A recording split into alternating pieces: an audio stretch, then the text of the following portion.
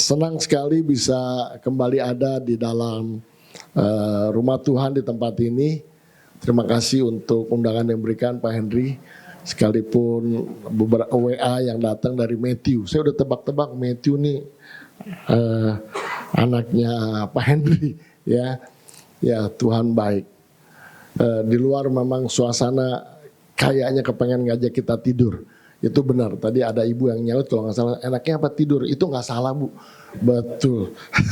Karena memang cuacanya ya di mana-mana.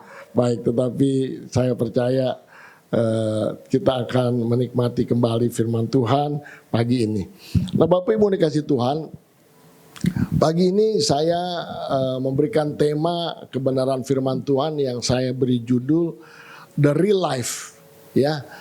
Artinya kehidupan nyata orang percaya. Katakan amin. Kita harus membumilah, istilahnya begitu. Waktu Tuhan Yesus aja turun ke bumi, betul ya. Jadi kita harus hidup betul-betul menghadapi kehidupan yang nyata, membumi, ya. Dan akhirnya kita bisa menyaksikan Tuhan Yesus. Nah untuk itu pagi ini saya ingin menyampaikan dengan tema kehidupan nyata orang percaya. Diambil ayatnya dari Yakobus pasal yang kelima, ayat yang ke-11. Demikian bunyi firman Tuhan. Sesungguhnya kami menyebut mereka berbahagia, yaitu mereka yang telah bertekun. Kamu telah mendengar tentang ketekunan siapa? Ayub. Dan kamu telah tahu apa yang pada akhirnya disediakan Tuhan baginya. Karena Tuhan Maha Penyayang dan penuh belas kasihan. Ada yang tahu di akhir kisah Ayub apa yang Tuhan berikan? Ada yang tahu? Karena ayat ini berkata, ya kan, tentang ketekunan Ayub dan kamu telah tahu apa yang pada akhirnya disediakan Tuhan baginya. Apa yang disediakan Tuhan buat Ayub? Apa Bu? Anak-anak, hartanya semuanya. Pokoknya yang dulu punya satu jadi double. Siapa yang mau double? Rumah satu jadi dua. Kantor satu, pabrik satu, dua. Cuman yang gak boleh dua apa? Puji Tuhan. Ya, ini kisah Ayub. Nah untuk itu kita mau belajar pagi ini bersama-sama ya untuk melihat tokoh Ayub. Ya, dan khususnya kita belajar bagaimana Ayub menghadapi kehidupan ini dan kehidupan yang nyata ya, karena di dalam Yakobus barusan bilang kita mau belajar seperti Ayub ya. Nah pagi ini setidaknya ada 4 ya pelajaran yang firman Tuhan katakan tentang kenyataan hidup Ayub atau keadaan hidup orang percaya yang kita bisa lihat dari Ayub ya, dan ini kenyataan supaya memang kita bisa belajar bersama-sama. Dan kita tahu akhirnya hidup orang percaya seperti Ayub mendatangkan kemuliaan bagi nama Tuhan. Nah Bapak Ibu yang dikasih Tuhan, yang pertama saudara, dari kehidupan Ayub, kita tahu bahwa betul-betul Ayub disertai oleh Tuhan. Ya kalau singkat ceritanya, kalau saya rangkumkan, kita tahu pergumulan Ayub. Ya Ayub betul-betul mendapatkan kesempatan diuji oleh Tuhan. Dan ini mirip-mirip dengan hidup kita orang percaya. Akan ada waktu-waktunya. Bukan pencobaan tapi ujian. Dan kita tahu yang namanya ujian akan membuat saudara dan saya naik level. Kalau kita lulus lewatin. Nah Ayub juga seperti itu. Dia mengalami sakit penyakit. Bahkan digambarkan sakit gatalnya itu tidak lagi mampu digaruk kayak kita. Kalau gatal garuk-garuk gitu. Terus ada garukan. Kita punya di rumah kali garukan yang konvensional. Tapi oleh Ayub digaruknya dengan beling. Waduh, kayak apa gatalnya? Nggak bisa terbayang. Anaknya meninggal, hartanya habis. Punya sahabat yang dia pikir sahabat yang akan bisa memberi kekuatan. Tapi ternyata sahabatnya justru semakin menekan. Semakin menekan. Tapi pujilah nama Tuhan, Ayub tetap setia di hadapan Tuhan. Sehingga kisah Ayub yang terakhir tadi yang dijawab oleh Ibu, bahwa akhirnya Ayub dipulihkan. Dan itu memang janji Tuhan. bagi mereka yang bertekun. Ya, ayat ini mengatakan yang telah bertekun dan ketekunan Ayub. Mari kita belajar, setidak-tidaknya kita coba belajar bertekun seperti Ayub. Nah, yang pertama dari kehidupan Ayub yang kita bisa pelajari Bapak Ibu, Allah itu berdaulat dan pemegang kendali atas hidup anak-anaknya. Katakan amin. Allah berdaulat dan pemegang kendali atas hidupnya. Saudara, ingat saja ini. Dia berdaulat atas hidup setiap kita. Dia pegang kendali. Dia kuasai kita. Sehingga kita bisa terus percaya. Di dalam Ayub pasal 1 ayat 12 berkata begini. Maka firman Tuhan kepada iblis, nah segala yang dipunyainya ada dalam kuasamu. Hanya janganlah engkau mengulurkan tanganmu terhadap dirinya. Kemudian pergilah iblis dari hadapan Tuhan. Ayub 2 ayat 6.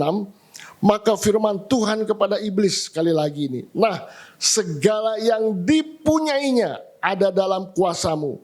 Hanya janganlah engkau mengulurkan tanganmu terhadap dirinya. Kemudian pergilah iblis dari hadapan Tuhan. Nah, Bapak Ibu yang dikasihi Tuhan, dari ayat ini kita bisa lihat Tuhan izinkan. Dan seringkali ada saat-saat di mana hidup kita mengalami jatuh bangun sepertinya. Nah, kalau kita tetap setia sebagai orang percaya, seperti Ayub percaya, Allah pegang kendali. Iblis diizinkan untuk memporak-porandakan segalanya, tapi tetap dibatasi. Amin. Tetap dibatasi, tidak boleh untuk nyawanya. Artinya apa? Iblis gak bisa bertindak lebih dari apa yang Tuhan izinkan. Untuk itu seringkali kita bilang, jadilah kehendakmu Tuhan.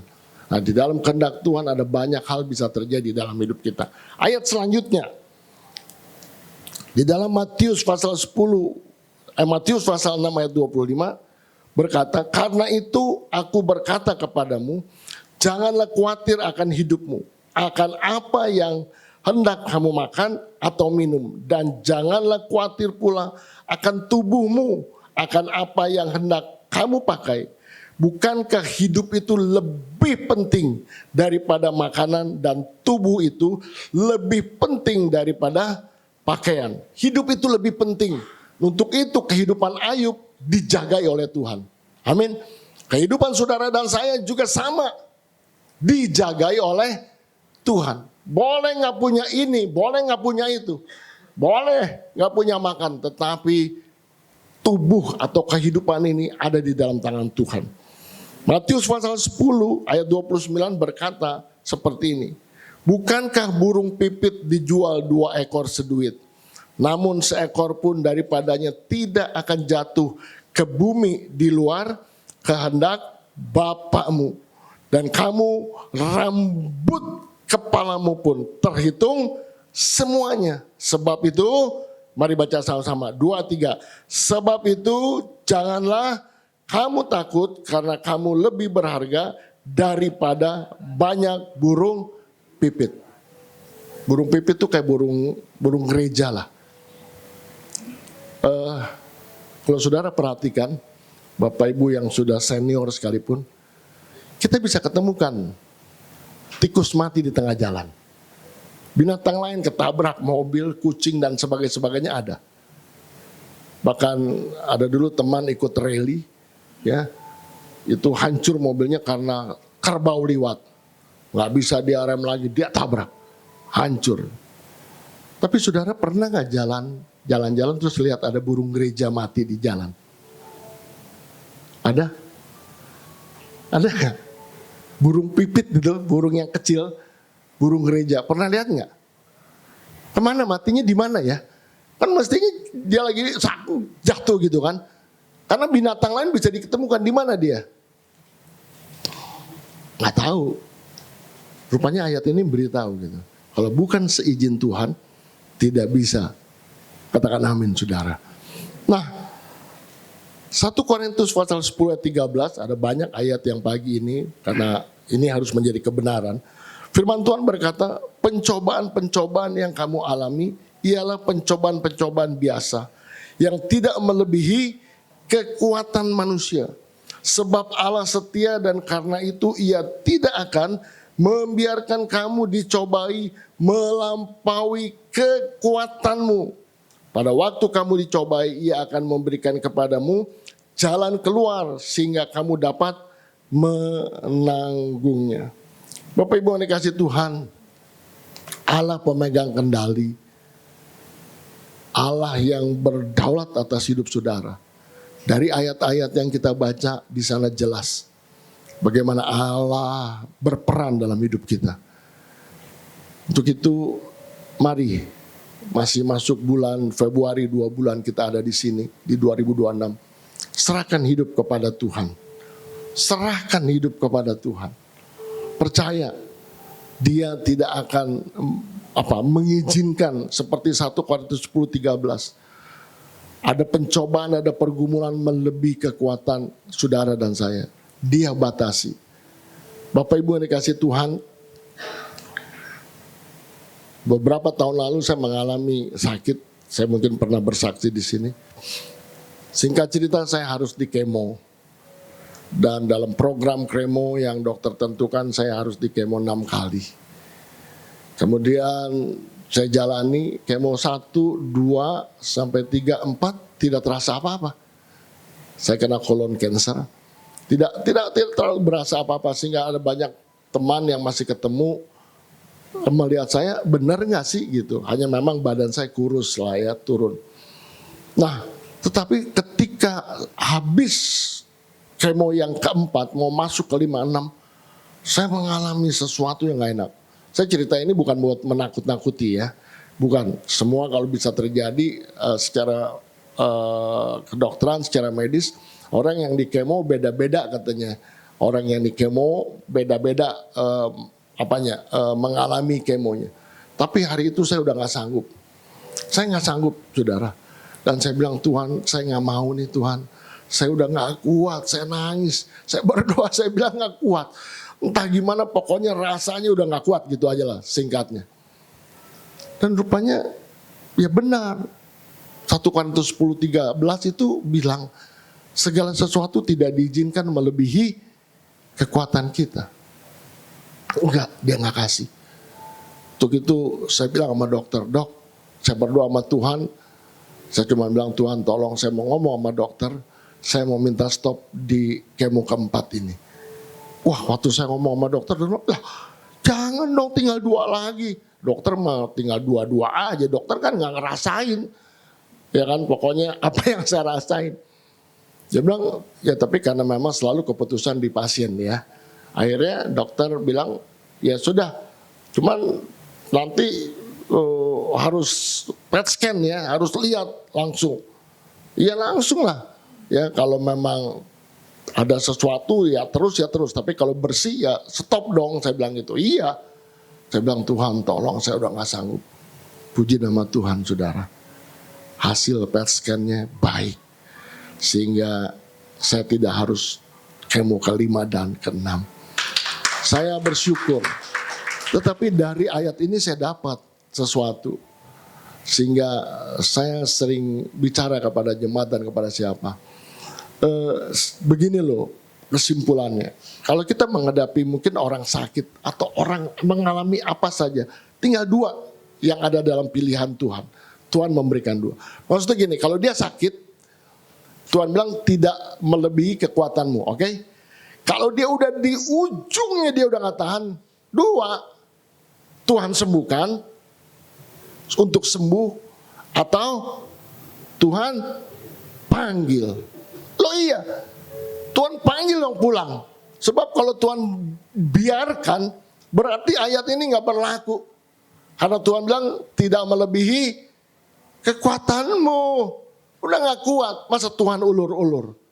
Jadi saya percaya Allah memang pegang kendali hidup setiap anak-anaknya. Amin. Saudara tidak perlu takut, saudara tidak perlu andalkan dia senantiasa. Andalkan dia senantiasa. Dan hal ini berlaku dengan Ayub. Kalau kita lihat dia menggaruk sakit gatalnya dengan beling, bisa bayangin aja seperti apa. Pasti buat kita rasanya tidak sanggup. Tetapi di hadapan Allah sang pencipta yang maha tahu, dia tahu. Ayub masih sanggup. Amin. Saudara masih sanggup. Tapi kalau saudara dan saya tidak sanggup, percaya. Dia tidak akan izinkan untuk penderitaan itu terus menerus ada. Tadi betul Pak Henry bilang. Dia sembuhkan atau panggil dong. Udah pulang, selesai penderitaan. Karena memang mati hidup kita di tangan sang pencipta. Nah, untuk itu dalam kehidupan Ayub yang kita bisa belajar, pertama ingat Allah berdaulat atas hidup setiap saudara dan saya. Allah memegang kendali hidup saudara dan saya. Percayakan hidup ini kepada dia. Percayakan hidup dengan dia. Tidak lagi hidup di dalam kekhawatiran. Jangan. Karena Tuhan tahu apa yang dibutuhkan anak-anaknya. Nah sekarang kita lihat yang kedua. Dari kehidupan Ayub atau dari kehidupan saudara dan saya. Di sini saya tulis setiap peristiwa dapat terjadi dalam kehidupan anak-anaknya. Katakan amin. Setiap peristiwa dapat terjadi dalam kehidupan anak-anak Tuhan. Tidak peduli siapapun juga. Tidak peduli. Bahkan, quote in quote, mereka yang rasa saya sudah dekat dengan Tuhan. Enggak. Karena banyak orang percaya, akhirnya jadi marah kepada Tuhan. Jadi undur dari Tuhan, bahkan dia tinggalkan Tuhan karena dia tidak bisa terima keadaan yang terjadi. Dengan ukuran dia pikir, saya udah setia, saya udah rajin, saya udah beri ini, saya sudah semuanya, saya dekat dengan Tuhan. Tapi kenapa masih terjadi? Banyak pertanyaan seperti itu. Dan saya mau katakan dari mimbar ini, tidak ada pengecualian. Katakan amin. Enggak ada saudara. Nah, ayatnya kita bisa lihat. Saudara perhatikan, siapa Ayub? Ada seorang laki-laki di tanah Uz bernama Ayub. Orang itu apa? Saleh dan jujur. Ia takut akan Allah dan menjauhi kejahatan. Ayat 8, lalu bertanyalah Tuhan kepada iblis, apakah engkau memperhatikan hambaku Ayub? Sebab apa? Tiada seorang pun di bumi seperti dia, yang demikian saleh dan jujur, yang takut akan Allah dan menjauhi kejahatan. Kurang apa Ayub? Ada yang mirip-mirip setengahnya Ayub aja angkat tangan. Enggak ya. Kita tahulah ya. Nggak usah lihat kiri kanan, kita tahulah siapa kita. Coba. Ini udah sedemikian. Tuhan yang nantang iblis. Lihat tuh ada satu orang Ayub. Dan diuraikan oleh Tuhan. Jujur. Ternyata memang tidak ada pengecualian. Ini kenyataan hidup. Seperti tema yang saya taruh. The real life. Kenyataan hidup orang percaya. Jadi semuanya bisa terjadi Bapak Ibu. Bisa terjadi. Karena Pengkhotbah pasal 3 ayat 1 bilang, untuk segala sesuatu ada masanya. Untuk apapun di bawah langit ada waktunya. Tidak ada pengecualian. Tidak ada. Enggak ada ukurannya. Hanya satu. Kita harus bisa menerima. Sehingga kita tidak bersungut-sungut kepada Tuhan. Sehingga kita tidak berdosa. Jangan bersungut-sungut. Jangan bersungut-sungut. Saudara, saya mencatat Daud menang melawan Goliat. Daud menang melawan Goliat, menolong bangsa Israel. Hadiahnya apa? Mau ditombak sama Saul. Yusuf dapat mimpi dari Allah, bukan mimpi sendiri, pewahyuan dari Tuhan. Apa? Penjara dan sumur yang didapat. Musa pimpin bangsa Israel, enggak masuk ke tanah Kanaan. Iman 4 pemuda Israel, Daniel, Sadrak, Mesak, Abednego, kurang apa imannya? Tapi tetap dia harus melewati sebuah ujian, gua singa dan dapur api. Sehingga mari terima kenyataan hidup. Kenapa? Karena memang banyak anak-anak Tuhan, orang percaya, pada ujungnya, apalagi ketika dia mendengar doktrin yang salah, ikut Tuhan harus jadi hebat, ikut Tuhan begini, ikut Tuhan harus begitu, dan kemudian dia tidak alami, bahkan yang dia alami itu di luar nalarnya dia kecewa kepada Tuhan. Nggak bisa. Tidak ada terkecuali. Amin. Bapak Ibu yang dikasih Tuhan, berapa tahun yang lalu, saya merayakan pas di hari Minggu seperti ini, hari ulang tahun pernikahan kami. Kalau tidak salah yang ke-40. Saudara, dari rumah kita udah pesenin makanan. Niatnya kan luar biasa. Pesenin makanan, udah siap. Dari rumah kita berangkat ke gereja. Ya saudara, di mobil saya lewatin Green Garden, ada rel kereta tuh Green Garden. Ya, habis naik terus ada stop di Green Garden, rel kereta kalau saudara lagi stop.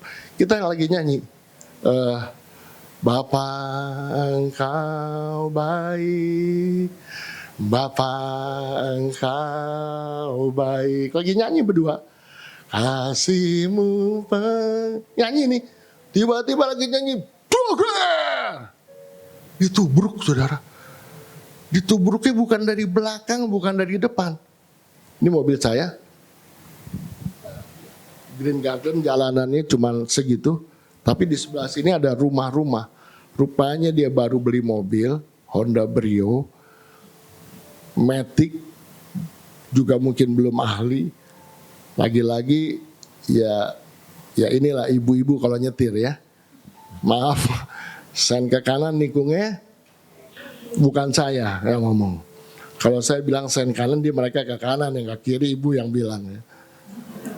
Tiba-tiba dia gas, dia mau keluarin rumah, dia tubruk mobil saya. Dia tubruk, melesek. Tapi bukan meleseknya, kagetnya minta ampun. Ya selesai dia mau tanggung semuanya. Ya, saya bilang saya nggak bisa lama-lama, saya ada urusan, saya mau ke gereja. Oh iya Pak, nanti Pak saya datang. Tapi yang saya mau ceritakan kurang apa gitu. Mau melayani, mau mengucap syukur untuk hari pernikahan yang Tuhan izinkan kita sampai di usia 40 tahun pernikahan, 39 atau 40 waktu itu. Bawa makanan, hancur mobil tuh. Halo, terus bisa ya, mestinya saya beralasan ya untuk marah sama Tuhan ya, atau seenggaknya komplain gitu. Karena kalau kita buat jahat terus kita mengalami sesuatu, ya pantas dong, karena kita sedang berbuat yang tidak baik. Tapi ketika saudara melakukan sesuatu dekat dengan Tuhan, saudara pelayanan mungkin, bahkan saudara melakukan hal-hal yang sepertinya memang Tuhan mau sudah dan kita sudah lakukan. Tapi itu tidak jaminan rupanya untuk kita tidak menerima yang tidak enak, mengalami maksud saya. Karena memang semua bisa terjadi. Untuk itu pagi ini, poin nomor 2 ini setidaknya bisa menjadi pembelajaran. Oh benar, semuanya bisa terjadi. Hanya saya tidak boleh bersungut-sungut. Atau, nah ini nih, ada kejelekannya orang percaya, anak Tuhan. Kalau dia lihat orang lain, siapapun dia ngalamin kesulitan, kesusahan, Mulai menjadi hakim. Iya apa iya? Mulai. Oh, apalagi dia lihat pengerja. Oh, Pak Timothy itu gitu. Pantesan, jangan-jangan dia makan perpuluhan jemaat. Gitu.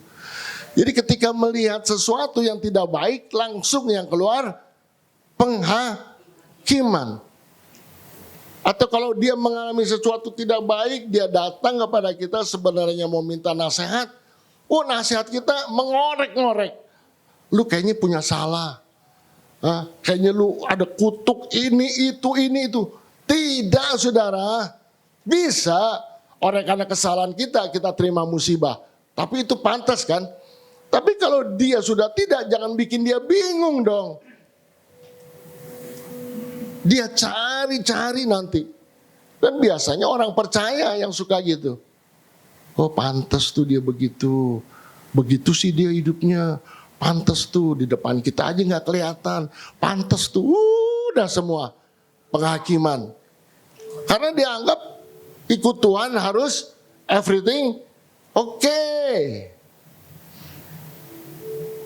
Iya kan? Makanya kalau sekali-sekali ada worship leader tanya, tapi Matthew gak pernah tanya dari tadi kan. Apa kabar saudara? Ya benar, baik. Betul? Yang baik bilang baik. Kalau kurang baik boleh gak? Boleh, orang datang lagi gak baik kan. Lagi bokeh, ada yang bokeh. Alias gak punya uang. Ngalu ya. Karena kalau dijawab apa kabar? Jawabannya luar biasa. Wah gitu tuh. Kalau suaranya kecil, worship leader sering kali nantang. Supaya untuk bilang luar biasa. Amin, Tuhannya luar biasa. Tapi kalau yang ditanya saudara dan saya bisa mengalami banyak hal. Tapi di dalam segala hal yang kita alami, kita mau bilang tetap Yesusku luar biasa. Tapi nggak usah dibilang lalu luar biasa. Ada teman di sebelah, apa sih lu luar biasa? Ketahuan lu lagi sakit, udah gitu nggak punya duit lagi, luar biasa. Nggak enak, ntar katanya nggak rohani. Ya. Jadi ukuran rohani itu seringkali diukur dengan nggak sakit, uang banyak, ketemu orang happy terus gitu. Tidak, semua bisa terjadi tanpa terkecuali. Amin. Ada yang lagi nggak enak? Puji Tuhan Pak, nggak ada yang angkat tangan. Ada yang lagi nggak enak? Ada yang lagi sakit? Ada yang lagi bokeh katanya. Itu bisa. Sebab kalau ukuran saudara ikut Tuhan, harus semuanya baik. Memang Allah kita dahsyat, amin. Allah kita sanggup menyembuhkan, menyediakan, memulihkan, bahkan yang mati bangkit. Ya, itu tidak terbantahkan. Tetapi kalau saudara dan saya bisa diizinkan Tuhan, saya percaya bahwa memang segala sesuatu bisa terjadi. Jadi sejak hari ini ke depan, kalau ada sesuatu, jangan lagi marah-marah. Tidak lagi menghakimi orang lain. Tidak lagi tanya terus sama Tuhan, kenapa Tuhan saya harus terjadi gini. Tidak. Ayub memberikan contoh. Kurang apa dia? Orang benar, saleh, takut akan Tuhan, habis sehabis-habisnya. Mari Bapak Ibu yang dikasihi Tuhan jemaat, kita mau bertumbuh. Kita hadapi hidup sehari-hari di dalam Tuhan menjadi hidup yang nyata. Ikut Tuhan itu tidak di awan-awan. Tidak istilahnya, semuanya. Tidak. Ada saat-saat yang kita rasa nggak bisa. Nah, pelajaran yang ketiga yang kita bisa pelajari dari kisah Ayub, rupanya Ayub menerima segalanya, ya. Ayub menerima kenyataan yang terjadi dengan kejujuran dan tidak pura-pura. Dia terima. Nah, ini yang luar biasa. Dan ini yang saya maksud kita mau belajar. Ya, dia terima saudara. Tapi kalau saudara tanya, apa nggak ada keluhnya? Nggak ada. Oh ada, nanti kita baca. Saya catat di sini, kita boleh mengerang, tapi kita tidak boleh bersungut-sungut. Katakan amin. Kepentok sakit menteriak boleh, amin. Tapi nggak boleh dong terus ngoceh marah ya kan habis kepentok.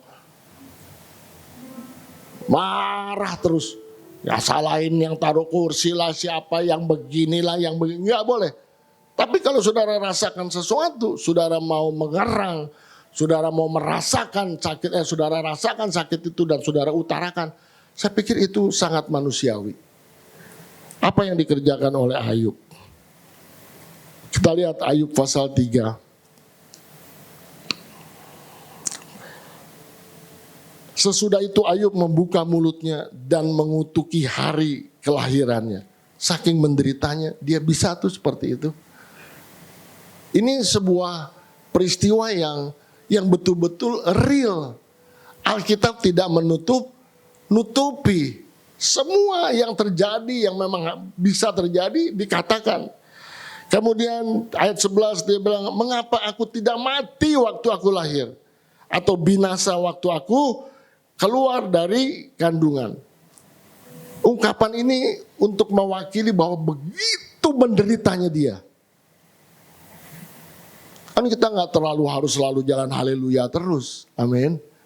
Nggak harus kalau ditanya apa kabar luar biasa terus. Nggak enak dong, kita harus jadi kesaksian. Memang Tuhan bilang saudara bersaksi. Tetapi jangan pura-pura. Harus betul-betul bersaksi dengan keadaan yang memang terjadi. Dan itu harus terjadi. Itu the real life namanya. Jangan dibuat-buat saudara. Itu istilahnya.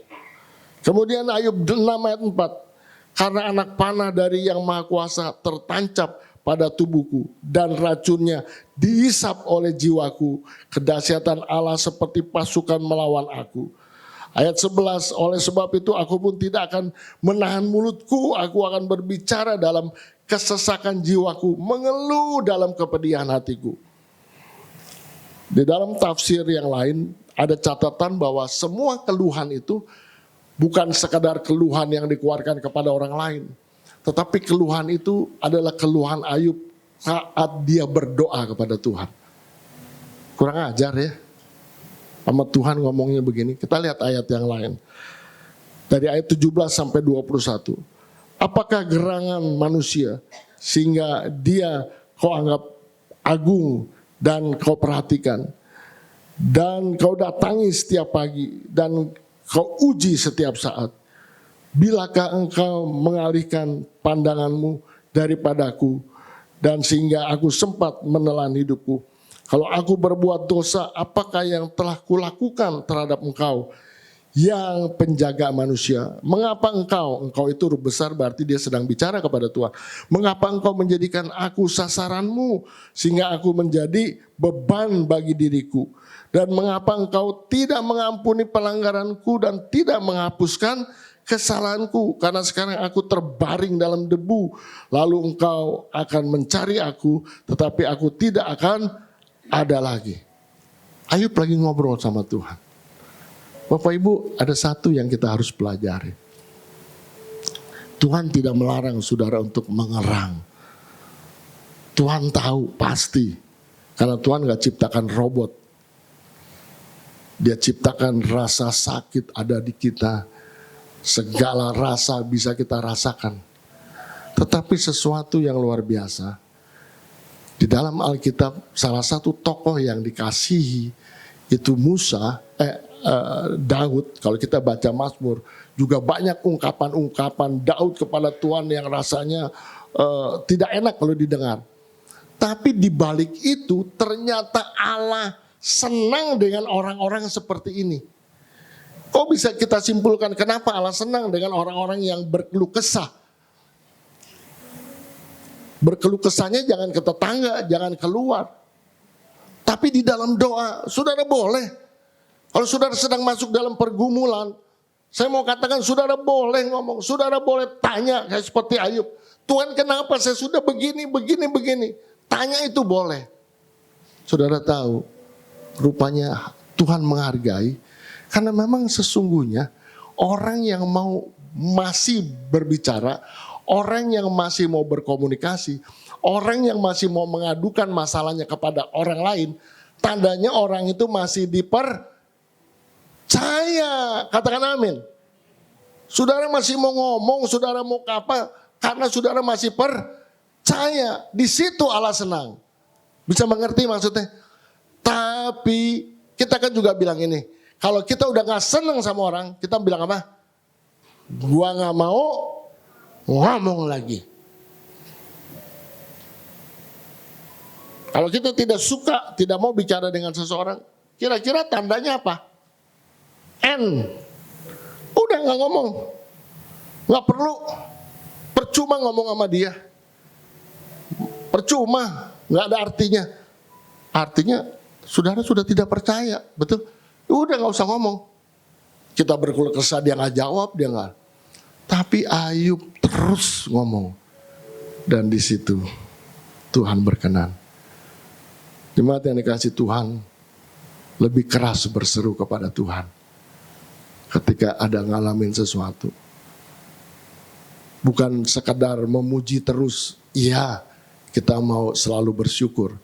Tapi dari mimbar ini pagi ini, maafkan saya kalau sepertinya kok ada ajaran yang salah. Maksudnya, ayo jujur di hadapan Tuhan. Jangan mau terintimidasi. Karena gak selamanya kita hampiri Tuhan dengan rasa syukur dan seperti apa. Tapi saudara bisa datang karena memang tidak enak. Amin. Amin Bapak Ibu. Iya. Hanya Ayub tetap menjaga kesalehannya. Ayub tetap menjaga kesalehannya dan tidak meninggalkan imannya. Dia masih terus percaya, untuk itu dia datang, dia berdoa, dia berseru, dia ngomong, kenapa engkau. Dan itu ungkapan iman dari seseorang. Kalau saudara sedang mengalami sesuatu, datang ke rumah Tuhan, berdoa. Gak usah takut, nangis sekencang-kencangnya, sok silakan. Gak usah dijaga-jaga. Ada banyak orang hidup di dalam kemunafikan. Dia sok kuat, sok bisa. Kenapa? Supaya dapat nilai dari orang. Gak perlu. Kita cuma perlu diketahui oleh Tuhan dan kita cerita sama Tuhan. Amin. Amin. Iya. Berseru lebih keras kepada Tuhan. Bukan Tuhan tidak tahu. Sebelum kita keluarkan kata-kata, Tuhan tahu. Tapi sikap yang diperlihatkan itu sangat dihargai oleh Tuhan. Berteriak, berseru. Seperti saya bilang, Tuhan saya udah gak kuat. Saya ngomong, saya gak malu. Saya gak perlu malu. Terlebih setelah saya tahu kebenaran firman Tuhan ini. Ayo dong, bicara. Dan itu menjadi salah satu tanda bahwa saya beriman. Saudara beriman kepada Tuhan. Saudara menghampiri seseorang karena saudara percaya. Dan saudara mau ceritakan. Amin. Betul Bapak Ibu? Saya datang, saya cerita, artinya saya percaya. Tapi kalau udah gak percaya, mau ngapain ngomong?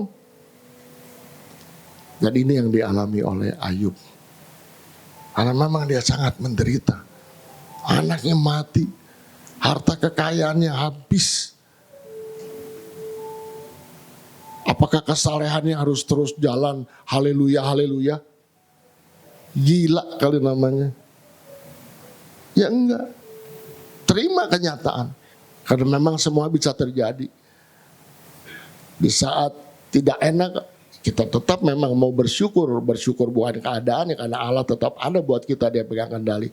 Tapi dengan masalah yang kita hadapin, ya kita harus berseru kepada Tuhan. Dan Ayub melakukannya. Sejauh dia tidak atau kita tinggalkan iman. Dan tidak marah kepada Tuhan. Dia terus datang kepada Tuhan. Dan yang terakhir saudara.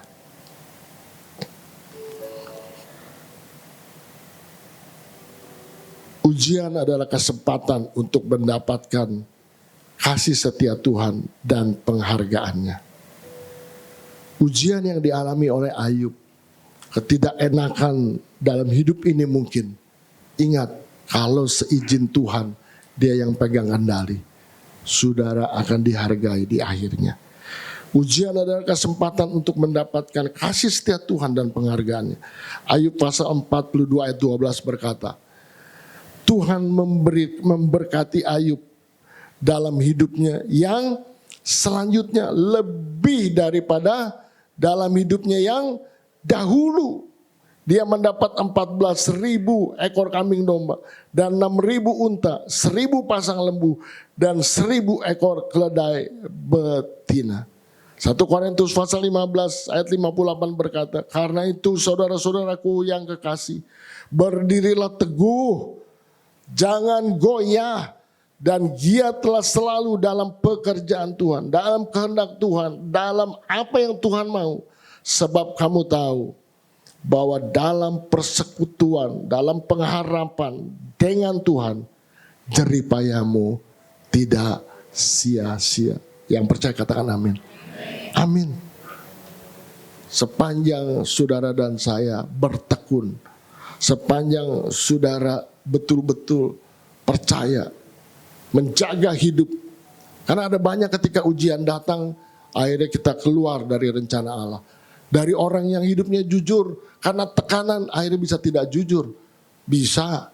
Dari orang yang setia, yang takut akan Tuhan, dengan berbagai masalah datang, bisa menggoyahkan iman. Dan akhirnya kita jauh dari Tuhan. Tapi kita mau bilang sama Tuhan pagi ini, apapun yang terjadi, saya mau tetap setia kepada Tuhan. Karena yang terjadi itu memang bisa terjadi, tidak jaminan ikut Tuhan. Ulang tahun, tabrak. Saya pelayanan dekat gereja, masih dulu di Batu Tulis, saya pernah bersaksi. Saya pelayanan di kantor, pulang dari pelayanan, saya dapat dikasih konsumsi, ya bawa. Saya tidak mau makan. Saya jalan, saya bawa ke gereja, saudara. Habis pelayanan, dapat makan. Saya nggak makan, saya bawa ke gereja. Saya mau kasih satpam, ibu. Saya masuk ke pos satpam. Saya lupa namanya. Ya, oh ya makasih om. Baru taruh. Saya balik, rupanya nyangkut kaki saya begini nih. Jatuh, saudara. Patah tangan saya. Pasti kalau orang lain lihat terus menghakimi, pasti dia nih, masa pelayanan bisa patah? Saudara pikir saya kurang baik? Ada yang berani bilang saya kurang baik? Habis pelayanan, dapat makan, saya nggak makan, saya anterin ke pos satpam, saya balik jatuh patah. Tuhan di mana ya? Boleh dong saya tanya gitu. Tuhan nggak lihat apa yang saya lakukan. Saya nggak neko-neko. Saya nggak cari apa-apa. Saya nggak minta apa-apa dalam khotbah. Enggak. Kok bisa? Memang bisa. Betul ya? Matthew, udah berapa kali senar gitar putus? Mestinya jangan dong. Kan kita pelayanan. Tuhan kan maha kuasa. Minta dong. Dulu, sekarang, dan selamanya itu senar nggak putus. Nggak bisa, betul? Putus juga rupanya. Padahal dipakai buat worship. I worship you. Putus tuh, tiung. Nusain kalau udah putus ya. Udah repot. Tapi memang semua hal bisa terjadi. Tapi ingat, Allah pegang kendali. Dia tidak izinkan melebihi kekuatanmu. Dia tidak izinkan. No. Dia batasi. Iblis bilang, aku mau, boleh. Tapi, ada tapinya kata Tuhan buat Ayub. Dan Tuhan izinkan menjadi ujian. Dan Ayub terus setia. Dibuktikan dari ayat 1. Memang dia setia, dia saleh, dia takut akan Tuhan. Untuk itu tidak salah, akhir dari perjalanannya, dia dapat reward. Katakan amin. Hadiah itu di akhir, di awal apa di akhir? Di akhir. Kalau hadiah di awal namanya sogok. Sogok. Iya dong. Ya kan, belum proyek jalan udah ngasih duit. Itu jogok. Tapi reward selalu ada di akhir. Kita mau setia sampai akhir.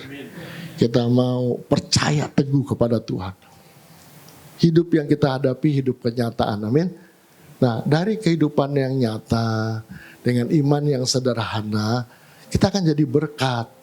Kita nggak perlu seperti orang yang rohani, menghakimin orang. Kita juga tidak perlu berpura-pura ikut Tuhan, mestinya kayaknya wah, wah, wah, wah.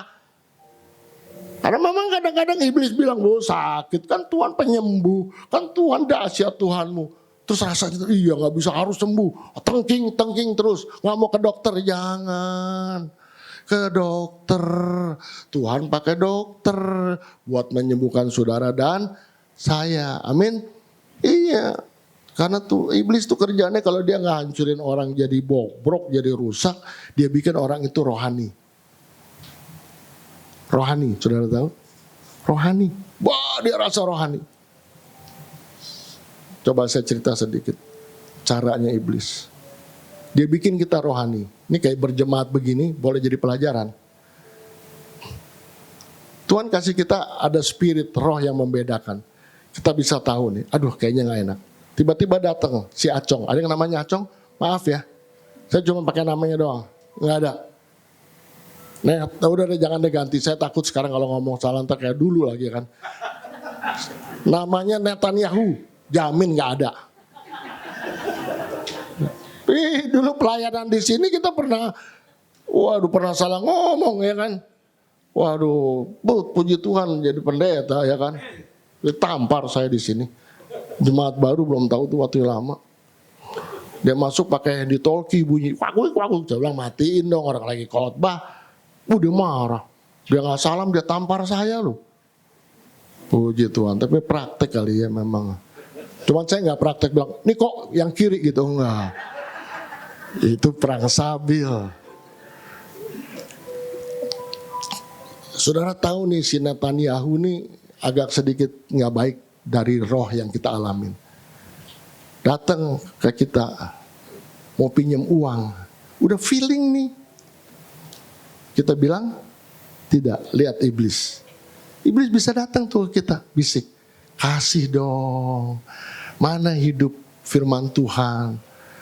Ya dong, kan orang Kristen harus mengasihi. Padahal kita udah rasa juga, karena Tuhan juga beri kita signal. Tapi karena rasa jadi nggak rohani, kalau nggak memberi, akhirnya kita kasih.